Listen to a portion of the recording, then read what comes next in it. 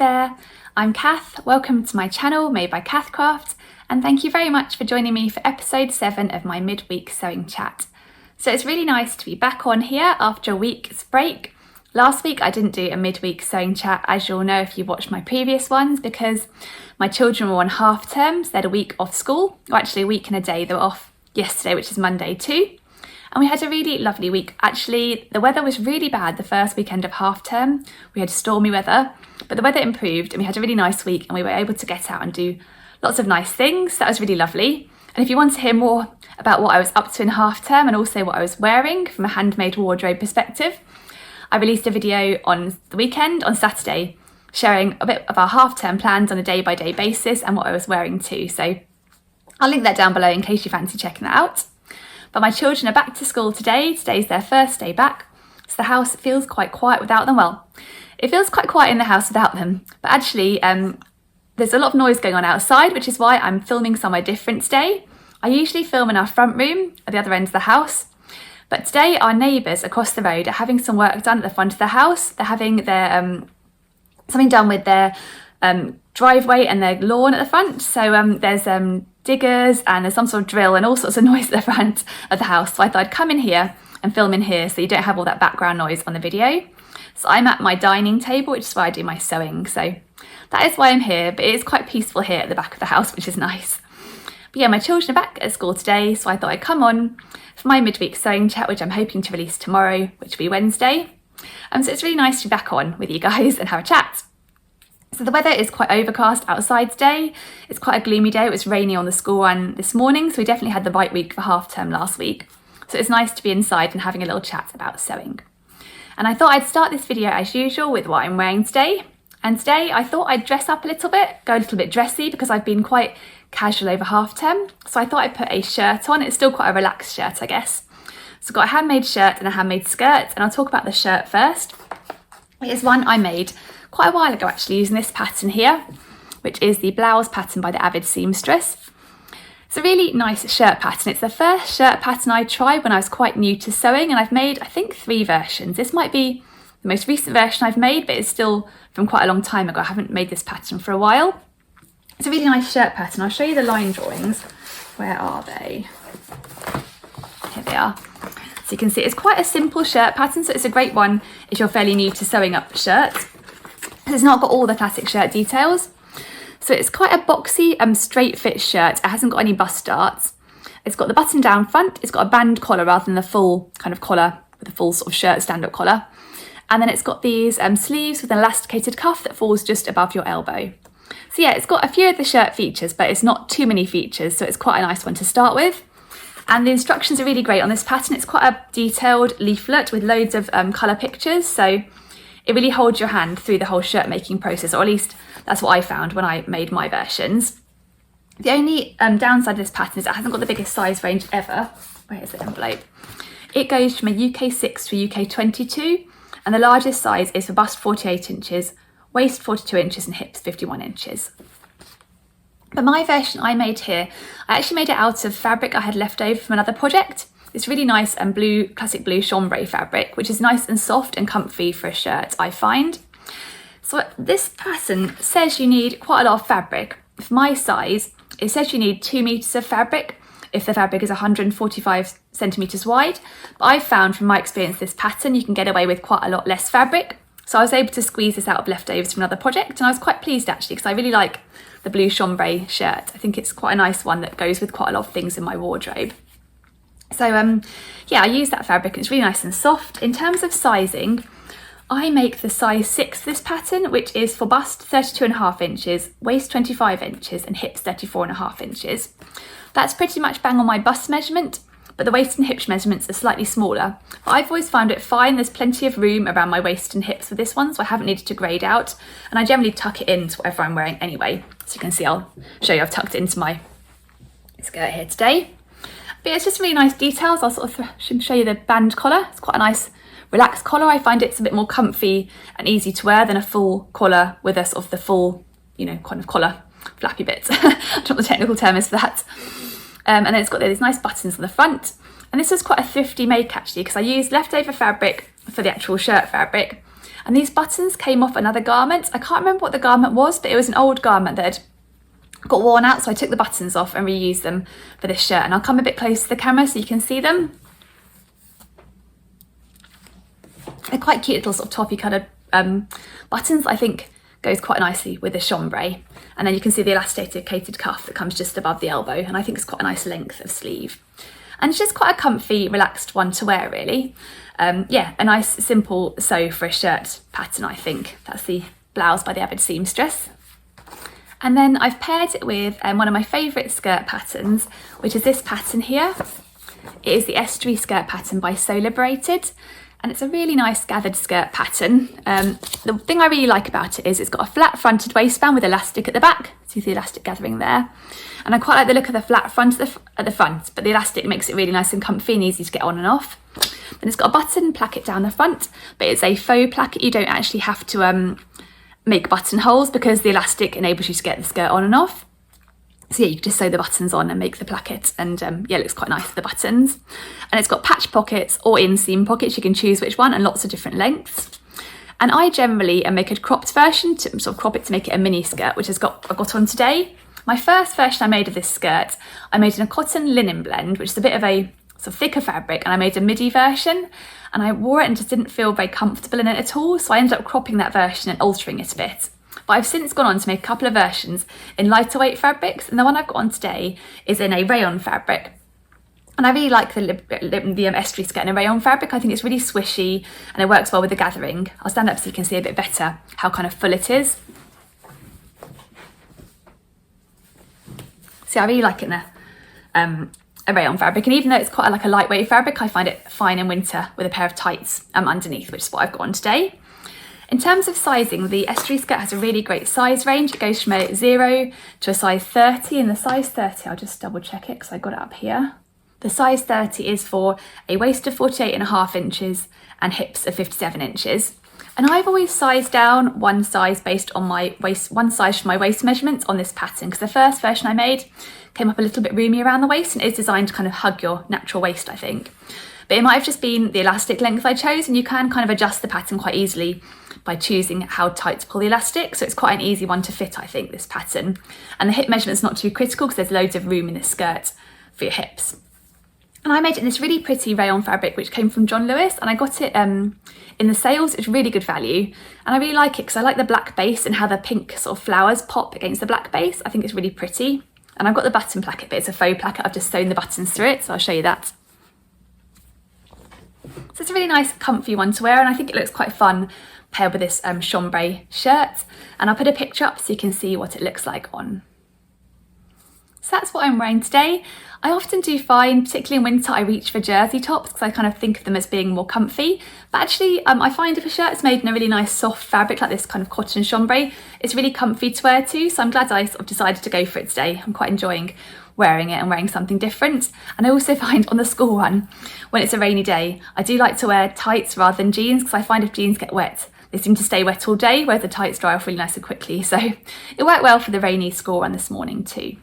So that's what I'm wearing, and now I'll move on to what I've been sewing this week. And like I mentioned, it's been half term, so I haven't had as much of a chance to sew as I would normally, because I'd often do pockets of sewing during the day. With my children around, I obviously haven't had a chance to do that. But I did do sewing on a couple of evenings this week. One evening my husband was out, and I do often like to get stuck into my sewing when he's away. And I found it was just nice to pick up with a bit of sewing, because half term was quite hectic, and I do find sewing quite mindful and relaxing, so it was nice to do a bit. So I've been working on a project that I cut out either just before half term or at the beginning of half term. And I finished that project, which is nice. And it was to make another version of this pattern here, which is the Mile End sweatshirt by Closet Core Patterns. And this is my sort of new favourite sweatshirt pattern, I guess. I'm really enjoying sewing this one. I got it for Christmas. I didn't really need another sweatshirt sewing pattern, but I've really enjoyed it. So yeah, I made my second version. I made the same version as my first one, which is this View A. So it's quite a relaxed fit, boxy sweatshirt with dropped shoulders, and the first two views have this crew neckline. It's got these cool sort of diagonal seams here, so the sort of back parts of the sweatshirt wrap around the front. It's got these sleeve darts, which are quite a nice interesting feature, and it's got a back yoke too. quite a boxy, relaxed fit. And if you've seen some of my previous videos, like my January makes video or previous episodes of my sewing chat, you'll know I made my first version in a lilac sweatshirting fabric. And I liked it so much, I've gone on to make another one in the same fabric but different colourway. So this is my version I sewed up this week. Here it is. And I made it in this, I think it's called sage green colourway of this lovely fleece back sweatshirting fabric. It's by Mind the Maker. You can see it's really, really snuggly. So perfect for the cooler weather that we've been having here. And this fabric I got from Minerva, and I like getting it from Minerva because they have the full range of colours of both the fabric and the ribbing, and I do like it when you can get ribbing that matches exactly to the fabric. So yeah, this is my second version, and I've got so much wear out of my first version. I'm really glad to have another one in my wardrobe. If you saw my week of handmade wardrobe video at the weekend, you'll know I wore my lilac one last week, so I'm looking forward to wearing this one too. So yeah, here it is. You can see the sleeve darts there, and it's got these cool sort of seams that come around the front, and you can top stitch them too, which I've done there. And yeah, it's just a really nice, relaxed, easy one to wear. In terms of sizing adjustments, I made exactly the same as my first version because I found that worked really well. So I made the smallest size. This pattern, by the way, has a really good size range. I've got the paper pattern, which goes from US size 0 to 20. But there's also a size 14 to 32 available to download in PDF. So really inclusive size range. And for my versions, I've gone for the size 0, which is slightly smaller than my measurements. But when you look at the finished garment measurements for this pattern, it comes up quite oversized. And I'd read and heard from other people, it did come up on the oversized side. So I sized down slightly. And I really like the fit of having sized down slightly. I've sized down 1 size on the bust, 2 sizes on the waist, and 3 sizes on the hips, and it's still perfectly fine, and there's still plenty of room. So I went for the size 0, and then I lengthened the sleeves by 1 inch, and I lengthened the actual body by 3 inches, which seemed like a lot when I was making my first version, but actually it's turned out quite well, so I think this does come up as quite a cropped sweatshirt if you make it per the pattern without any adjustments. Yeah, I really enjoyed sewing my second version. I haven't got any pictures of me wearing that one yet, but I'm hoping to get some pictures soon, and I'll be sharing them in my February makes video, which will hopefully be coming out soon. But it's a really fun sew with some interesting details like the sleeve darts. So the weather is still cold outside, so I'll definitely be wearing this one before it warms up. And then I've just been thinking, because I was looking at how much fabric I had left of the sage green colourway and also the lilac colourway that I used for my first version. And what I think I do is if I have enough fabric, I might try a colour blocked version of this pattern, because it lends itself really well to colour blocking with all these details like the back yoke and these sort of diagonal seams. So I think I'm going to have a look and see how much fabric I've got left of both colours and see if I can squeeze out some sort of colour block version. I thought it might be quite fun, and I've got the lilac version here as well to show you, or the lilac fabric here to show you, and I think the colours work quite well together and they might look quite pretty colour blocked. So I'm going to have a play with that at some point and see if I can, make one final version to squeeze out the fabric and use the fabric up, because it's such lovely, snuggly fabric. I wouldn't want it sitting around not being used. So that's what I've been up to this week on the sewing front, sewing my second Marlene sweatshirt, which I'm really looking forward to wearing. And then in terms of my sewing plans, well, I'm going to have a look at those remnants to see if I can squeeze out a colour blocked version of the Marlene sweatshirt.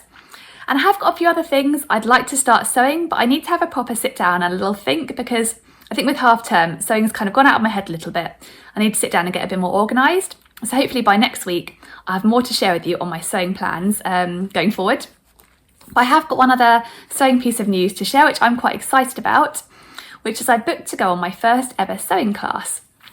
So when I started sewing, I think it was about November 2018 or thereabouts, I pretty much taught myself. I started with some basic patterns, like a basic pair of elasticated woven pyjama bottoms. I also tried a couple of Tilly and the Buttons beginner patterns. One of my early ones I tried was the Cleo pinafore dress.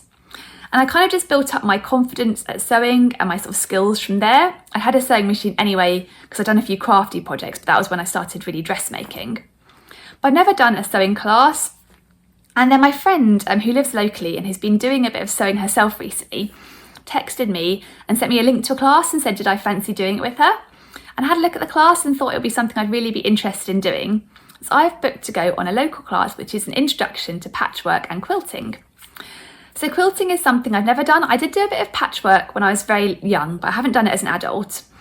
But I've always thought it would be a lovely thing to get into. I follow a couple of people on Instagram who make amazing quilts, and I always admire their work. and I thought it'd be quite interesting to be able to do quilting in conjunction with dressmaking too. So it's something I've been interested in for a while. So when my friend sent the link, I thought it's just perfect timing to give it a go. And the course is run by a local sewing studio. It's quite local to me.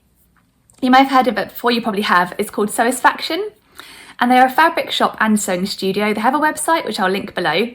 They run lots of sewing classes in their studio, and they sell lovely fabrics too. So yeah, the website's got all their fabrics on. And I've been to the shop a couple of times before, and I always enjoy having a browse there. So I thought it'd be really fun to try this course. It's a 2-day course in May. So I've got a bit of time to get ready for it before it starts. And I need to bring along some fat quarters and long quarters to make this little lap quilt. So I think I need 4 fat quarters and 2 long quarters, and the long quarters will be used for binding and maybe the bottom of the quilt, I'm not quite sure. I've ordered some fat quarters already. I had a browse. I was quite excited once I booked the course and had a browse online, and I found some I really like, so hopefully they'll be arriving this week so I can share them next week. And I thought once the fat quarters have arrived, I might go to a local fabric shop and have a look for some long quarters in the flesh, so I can get colours that really match with the colours of the fat quarters. So I'm really excited about giving that course a go. It should be a lot of fun, I think. And I'll link the course down below as well in case you want to have a little peek and see what it's going to involve. So that is all the sewing bits I've got to share with you for this week. But I thought while I was on, I'd also share with you what I'm working on the knitting front at the moment, because I've got a new little knitting project that I'm working on. So I've had my main knitting project that I've been working on the last few weeks is a sweater, and I'm knitting it from a kit that I got for my birthday, that I'd asked for my birthday, and that is the Cocoa Sailor sweater by Wool and the Gang, and I'll put a picture up so you can see what that one looks like. That's my main knitting project I've been working on. And I'm making a version in a sort of deep red colour with white stripes. It's a really nice sweatshirt. It's quite a loosely woven sweatshirt, and you make it in Wool and the Gang's shiny happy cotton yarn, which is really drapey, and I think it'll be a lovely sweatshirt for summer. So there's not too much urgency to get it finished, and that might have been one of the reasons I've got slightly sidetracked by another project, which is some fairy lights for my daughter's room. Made using a pattern from this magazine here, which is the King Cole Christmas Knits magazine, and I'll link it down below in case you're interested. It's got some really cute patterns in here. So I'm not making a Christmassy version for my daughter. I made originally, this is the fairy lights here, I made originally a set for us to hang up in our front room for Christmas in sort of sparkly, sort of Christmassy colours. And I really enjoyed having them up over Christmas, and when we took them down I missed them, so I went on to make a more neutral set, and we've now got a neutral set hanging in our front room in a kind of cream colour for the lights, and then in a sort of coppery sort of brown colour for the cable, which goes quite well with our decor in the front room. So I made these 2 sets, and then somebody mentioned how it'd be lovely to make a set for my daughter's room too, and I thought that'd be really pretty actually. She's got kind of pink and white theme going on in her room. So I've started making a set for her room, and so these are little fairy lights in progress. So I've used white for the main colour, and this is using up some white double knit yarn I have in my stash, so that's quite nice. And then I've got a sort of sparkly pink wool that I got more recently, another double knit for the tops, and that's going to be, I'm going to use that pink wool for the cable too, but I haven't started the cable yet. But I think they're really cute. I've got a whole load here. That one's just in progress. You kind of stuff it with, I've used toy stuffing that I've used for other knitted toys I've made them just to stuff them. But they come together really well. It's quite a repetitive knitting pattern, as you can see, because you just make the same thing over and over again. So it's a perfect one to do in front of the TV if you don't want to think too hard about knitting, and it knits up quite nice and quickly, and it's quite a cute little make, I think, and quite a pretty decoration. So yeah, these are my ones in progress. This one here that I haven't finished, I don't think you can see, but I ran out of the white wool. I was quite pleased to actually use it up. I'd made 9, and this is my 10th one. I ran out of the white wool, and so I've used a little bit of creamy double knit wool just right on the tip here. And I think you can maybe just about see it on the camera. It's not too obvious, so I'm not sure if I'm going to use this one or not, because it might stand out a little bit once they're all strung up on the wall. But I figure what I'm going to do is I'm going to knit the cable and then attach all the other ones and see if I'm going to attach this one or not. I'm just not sure about that little creamy top. I was just disappointed I didn't have quite enough wool for the 10th one. But I think 9 will be fine, because I'll probably just string them along like this. I probably won't string them with a sort of one in the middle or anything. So yeah, it should hopefully look quite pretty in her room once they're finished, and she quite likes the idea of having them up. So I'm really enjoying working on these little knitted fairy lights at the moment. It's quite nice actually, because knitting projects take a bit longer, and I've been working on my Cocoa Sailor sweater for a couple of weeks. It's quite nice to break it up sometimes and sort of mix and match between a couple of different knitting projects, I find. So yeah, it'd be nice to finish my Cocoa Sailor sweater too, but I'm enjoying working on this one as well at the same time, and just each evening choosing which one I want to give a go. And I did say to my son whether he might like a set too, because he's quite into Minecraft. I thought it'd be quite cool to make him a set for his room with sort of like a dark brown caps and cord, and then like a bright Minecraft green colour for the lights. I thought that would look quite fun in his room. When I mentioned it to him, he wasn't so sure, so I might not end up making any for my son's room, but once they're up in my daughter's room, he may feel differently, so we shall see. But yeah, I'm really enjoying working on this project as well as my Coco Sailor sweatshirt at the moment. So that's my final thing I think I've got to share with you in this video. So thank you so much for joining me for episode 7 of my midweek sewing chat. It's been really nice to be back on after a week's break, and I'm now going to get started getting organised and planning what I'm going to do next on the sewing front, so I'll have more to share with you next week. So I really appreciate you watching. Oh, I should mention my next video is going to be up on Saturday morning as usual, and that will be my February makes video, so I'll be talking about everything I've been making in February. And I'm really hoping I'll get some pictures of my Marlin sweatshirt so I can include that too. That's definitely one of my plans for this week. So thank you so much for watching. Really appreciate you watching my videos and commenting and liking too. And if you have enjoyed this video, as usual, it'll be amazing if you give it a thumbs up. So yeah, thanks again. I hope you have a lovely day, and I'll see you again soon. Bye.